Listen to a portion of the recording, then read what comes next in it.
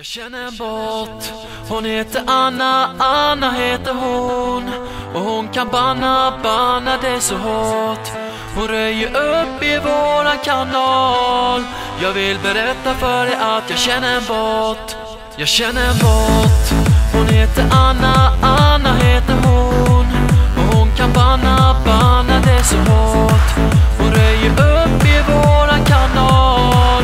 Jag vill berätta för dig att jag känner en bot som alltid vaktar alla som är här och som ser till att vi blir utan besvär. Det finns ingen takeover som lyckas. Kom ihåg att det är jag som känner en bot. En bot som ingen annan slår. Och hon kan kicka utan att hon får. Hon gör sig av med alla som spammar. Ja, ingen kan slå våran bot.